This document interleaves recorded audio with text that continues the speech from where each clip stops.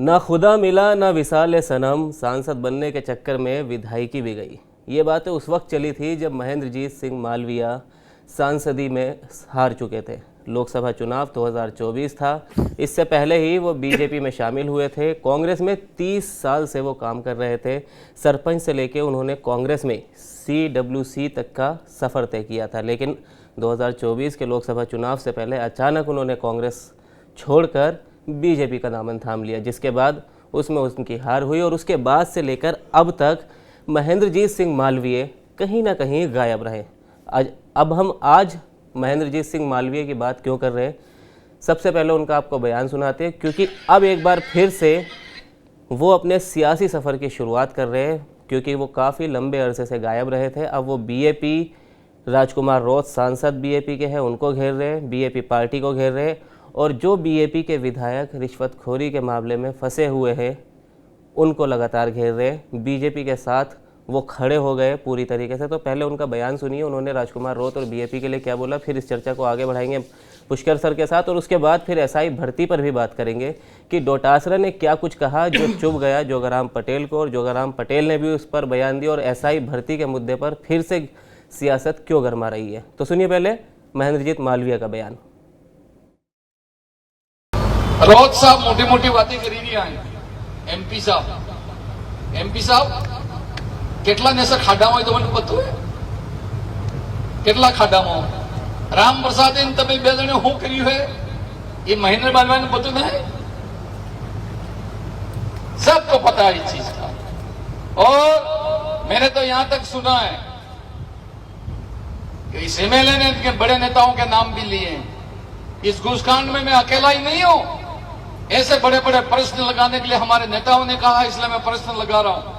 और नेताओं ने कहा कि बड़े प्रश्न लगाओगे तो बड़ो पैसा मिलेगा, इसलिए मैंने बड़े बड़े प्रश्न लगाए।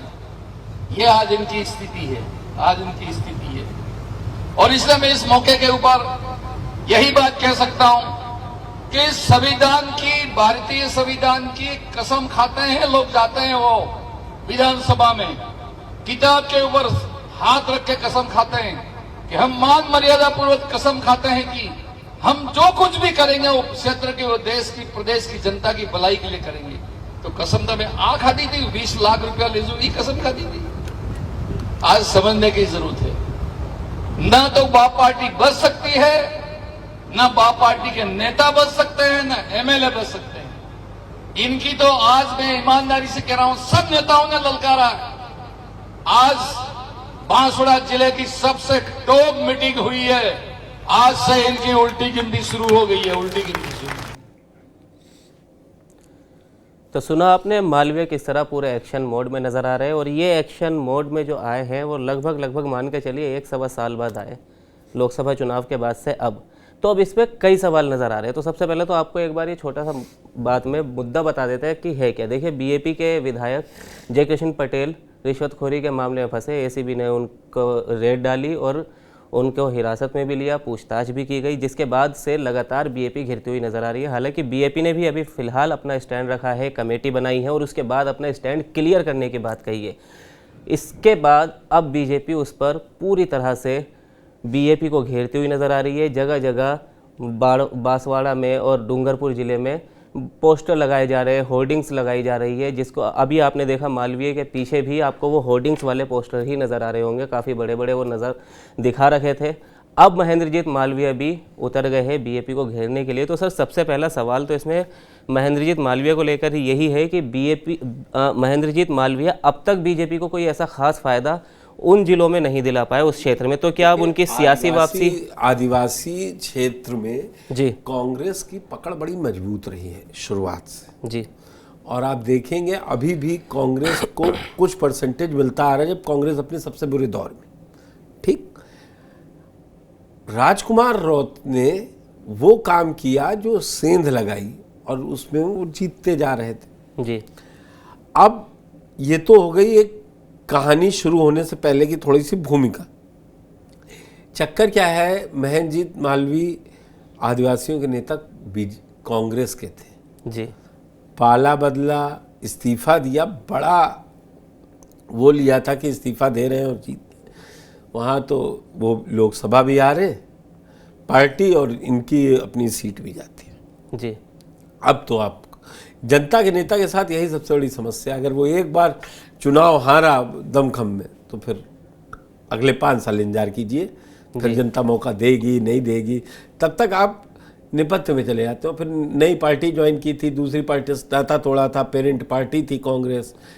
अब उनको ये मौका मिला कि राजकुमार रोत जो जमीन लिए बैठे हैं आदिवासी वोटरों वाली, उसको कब्जा किया जाए, इसीलिए वो आगे आ गए। जी।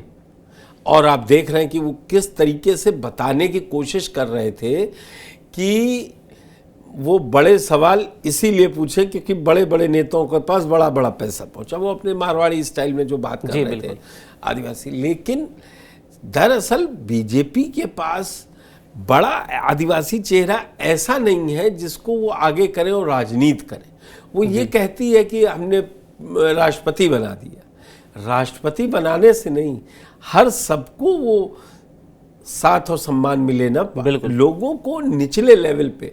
तो ये एक मौका था कि जो बीजेपी के पास वोट था ना वो कांग्रेस का है ना बीजेपी का है, तो उसको लगा कि अगर बीजेपी को घेर लो ऐसे तो फायदेमंद हो जाएगा। और मुझे लगता है महेंद्रजीत मालवीय के पास ये सुनहरा मौका है, कहना चाहिए जी, कि अगर ये भुन गया कि अगर वो चर्चा में बने रहे तो हम कहते हैं पटेल वाली सीट पे भी वो लड़ेंगे जाके तो उनको फायदा कर जाएगा।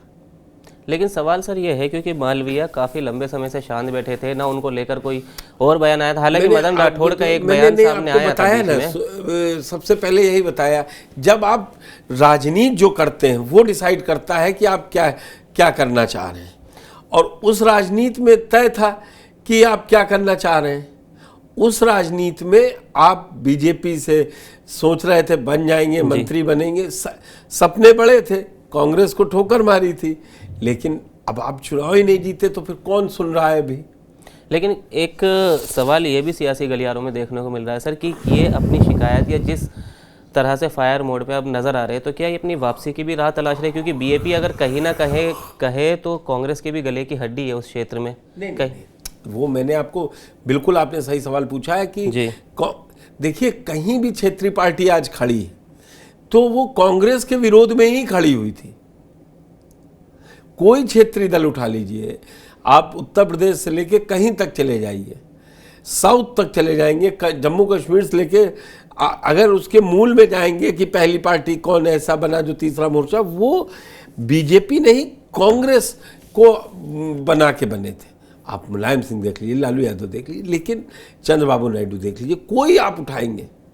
लेकिन अब कांग्रेस शिवसेना है उद्धव ठाकरे की, आप उसको देख लीजिए। तो ये कोई बड़ी बात नहीं है, जब जिसको जो मौका मिलता है वो पार्टी को अपनी तरफ या उससे पार्टी को कम अपने को ज़्यादा फायदा हो जाए। लेकिन एक बात इसमें यह रहती है सर कि महेंद्रजीत मालवीय ने निशाना साधा कल, लेकिन अब तक भी बीजेपी की तरफ से कोई स्टैंड क्लियर नहीं किया गया, ना ही पलटवार किया गया। वो भी वही राजकुमार रोत है। जरूरत नहीं है जी। आप इस समय घिरे हुए हर बात का जवाब देने जाएंगे, बहस बढ़ेगी, बात खत्म नहीं होगी। और अभी रोत सही समय का इंतजार कर रहे हैं, कोर्ट से थोड़ी सी राहत मिल जाए 26 तारीख को फिर देखिए। चलिए खैर, ये तो रही रोत और मालवीय की बात।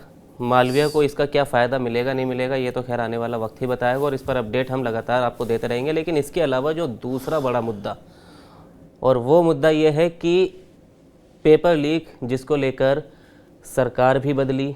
बीजेपी ने कांग्रेस को घेरा था, तत्कालीन गहलोत सरकार को, सरकार भी आ गई, लेकिन अब तक वो मुद्दा जस का तस बना हुआ है। किरोड़ी लाल मीणा का उस पर अलग स्टैंड है। हनुमान बेनीवाल इन दिनों एसआई भर्ती को लेकर आंदोलन भी कर रहे हैं जयपुर में।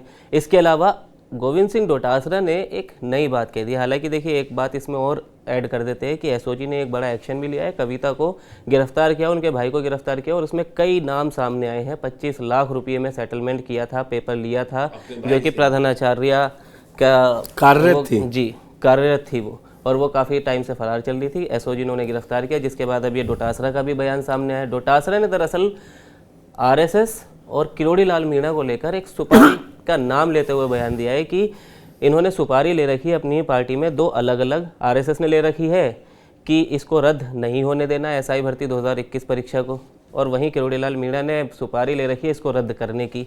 अब इसमें फंस रहे भजनलाल सरकार, ये कहना है गोविंद सिंह डोटासरा कांग्रेस प्रदेश अध्यक्ष का। तो सुनिए पहले उनका क्या है पूरा बयान।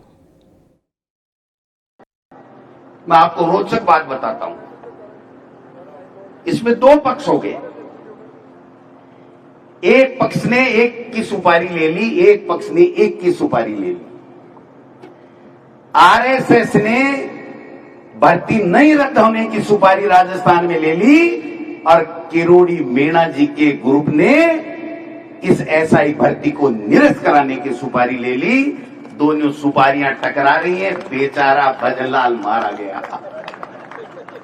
बेचारा भजनलाल बीच में टकटकी लगा के देख रहा है कि मैं क्या फैसला करूं, दिल्ली से पर्ची आ नहीं रही है। और जब तक दिल्ली से पर्ची नहीं आएगी मुख्यमंत्री भजनलाल इसका फैसला नहीं कर सकता। मैं आपको कह के जा रहा हूं। हाई कोर्ट के जज ने कहा कि जब आप एजी साहब आपने रिपोर्ट दे दी, जब एसआईटी ने रिपोर्ट दे दी, एसओजी ने रिपोर्ट दे दी, कमेटी ने मंत्रिमंडल की ने रिपोर्ट दे दी, तो आप ये क्यों कह रहे हो? भाई आपके तो खुद के हस्ताक्षर हैं उस कमेटी में कि परीक्षा निरस्त होनी चाहिए। तो यहां का इस सरकार का एजी जो सबसे बड़ा पैरोकार होता है पूरे प्रदेश में, अटॉर्नी जनरल, वो ये कह रहा है साहब हमने तो रिपोर्ट दे दी लेकिन हमारा मुख्यमंत्री हमारी रिपोर्ट को नहीं मानता।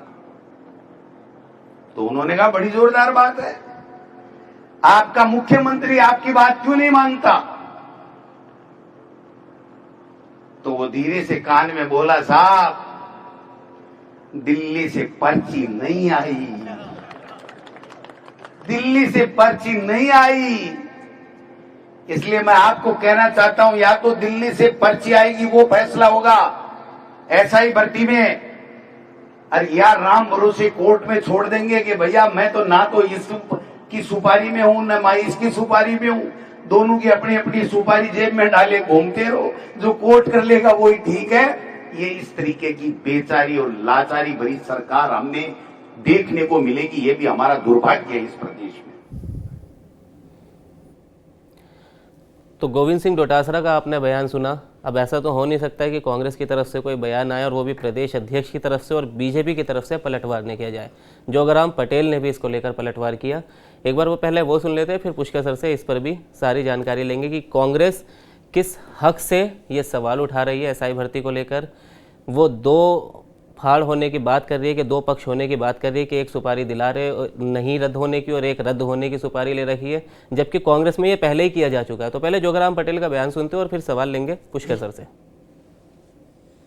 सर डोटासरा जी ने कल अधिवेशन में जो उनका कार्यक्रम था उनमें संबोधित करते हुए कहा कि एसआई भर्ती को लेकर एक तरफ आरएसएस है और दूसरी तरफ किरोड़ीलाल मीणा, बीच में भजनलाल जी फंस गए हैं, ना भर्ती रद्द हो पा रही है ना। ये स्टेटमेंट पूर्ण रूप से निराधार है। सबसे पहले मैं आपसे निवेदन कर दूं कि आरएसएस का इससे किसी तरह का कोई नजदीक का भी वास्ता नहीं है। वो एक राष्ट्रभक्त संगठन है, राजनीति से बिल्कुल दूर है और न ऐसी कोई छोटी ओछी राजनीति में भाग लेता है। वो सैद्धांतिक रूप से हमारा भारत का प्रेम, राष्ट्र प्रेम कैसे हो, सभ्य नागरिक से उससे संबंध रखता है। ऐसे आरोप लगाए तो पूर्ण रूप से निराधार है और निंदनीय है और नकारात्मक राजनीति करते करते उस हद तक आरोप लगाएंगे उसकी मैं पूर्ण रूप से निंदा करता हूं।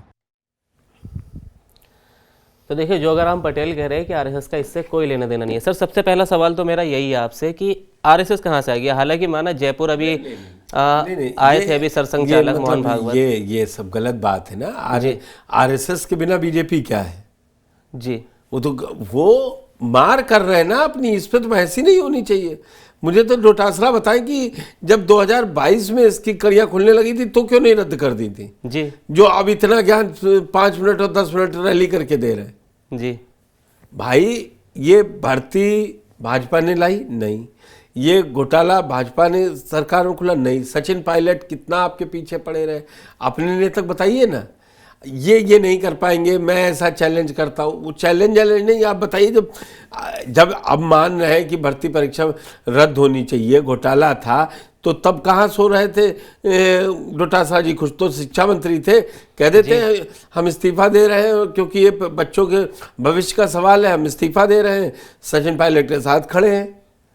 तो राजनीति में कम से कम ये नहीं होना चाहिए। अब सबको पता है कि कौन कितने पानी में। नहीं, सवाल सर यही है कि देखिए, अभी आप बीजेपी को लेकर सवाल उठा रहे हैं। अभी अगर पिछले ही कुछ दिनों की बात कर ले तो आरपीएससी को लेके गहलोत एक तरफ थे और सचिन पायलट एक तरफ थे। सचिन पायलट तब कह रहे थे कि आरपीएससी भंग हो सकती है, वो कह रहे थे नहीं, संवैधानिक संस्थाएं नहीं हो सकती। वो अलग अलग है। अरे संविधान तो हम ही लोग बनाते हैं ना, इसीलिए वो तो नैरेटिव है जो चल जाए, और उसी नैरेटिव के तहत काम हो रहा है। एसआई भर्ती परीक्षा में क्या फायदा, क्या नफा नुकसान, वो बाद की बात है। अब वो अहम की लड़ाई हो गई। अब कांग्रेस जो आज इतनी मुखर है, तब क्या कर रही थी ये? जी, कि इंतजार में थी। ऐसा ही होता है। लेकिन सर एक सवाल हनुमान बेनीवाल को लेकर भी, देखिए हनुमान बेनीवाल धरना कर रहे हैं, मैंने अभी शुरुआत में भी इस बात का जिक्र किया। तो क्या कांग्रेस को कहीं ना कहीं ये भी डर सता रहा है कि वो इसका क्रेडिट न ले जाए? क्योंकि एक तरफ किरोड़ी लाल है जो अपनी पार्टी में रह के सचिन पायलट वाला रोल निभा रहे, दूसरी तरफ अब हनुमान बेनीवाल जब से हारे तो वो तब से ज़्यादा मुखर हो गए। तो क्या इसलिए अब ये बयान सामने आ रहे हैं क्योंकि एसआई भर्ती को लेकर ऐसा कोई बड़ा तो अभी खुलासा नहीं हुआ है? निकालनी है ना, तो कहते हैं बनारस काशी साइड की जब कट्टे का लाइसेंस चाहिए हो तो तोप का लाइसेंस मांग लो, मिल जाता है जी। तो अब ये मौका है उन सियासी दलों के हिसाब से हम आपको समझाना चाह रहे थे। आप किरोड़ीलाल मीणा देख लीजिए, उनका समस्या यही है कि वो लोग चाह रहे हैं कि रद्द हो जाए, नए हो, क्योंकि उनको फील्ड में जाके जवाब देना होता है। जी, सरकार ये कर रही, सरकार नहीं कर रही। सरकार तो सुन ही नहीं रही किसी की इस समय। अगर सरकार सुन रही होती तो फिर कोर्ट में वो लिख के नहीं देती कि हम 13 तारीख को बैठक नहीं कर पाए, हम 13 तारीख को ऑपरेशन सिंदूर था, बोले उससे पहले वाली, बोले उससे पहले वाली में हम टाइम नहीं मिला और कोई निर्णय नहीं ले पाए, तो बोले अब की 21 तारीख को फाइनल कर दीजिएगा, नहीं तो 26 कोर्ट सुनवाई करेगी उस पर, देखिएगा आप। चलिए खैर, देखिए इसमें क्या अब आगे अपडेट देखने को मिला है, क्योंकि देखिए एसआई भर्ती परीक्षा हो या फिर पेपर लीक के और बाकी मुद्दे हो, वो ऐसे मुद्दे जिनकी वजह से सरकार बदली है। चुनाव में जनता ने मौजूदा सरकार से समर्थन वापस लेके दूसरे लोगों को मौका दिया है, यानी बीजेपी को, और अब वही बीजेपी की सरकार है। तो कहीं ना कहीं भजनलाल सरकार ने भी देखिए थोड़ा काम तो करके दिखाया, लेकिन बात फिर वही आ जाती है कि मछलियाँ पकड़ने से कब तक क्या फायदा, मगरमच्छ कब पकड़े जाएंगे, कब सामने आएगा। एक आध ऐसे पकड़ते रहने से कोई फायदा नहीं होगा, कोई बड़ा कदम इसमें उठाना होगा। और अभी तो फिलहाल ऐसा कुछ देख के सरकार के सिर को कम से कम नहीं लग रहा है। आगे क्या होगा हम आपको बताते रहेंगे। तो फिलहाल हमें दीजिए इजाज़त, एक बार फिर कल आपके सामने हाजिर होंगे नए सियासी या गैर सियासी मुद्दे के साथ। शुक्रिया।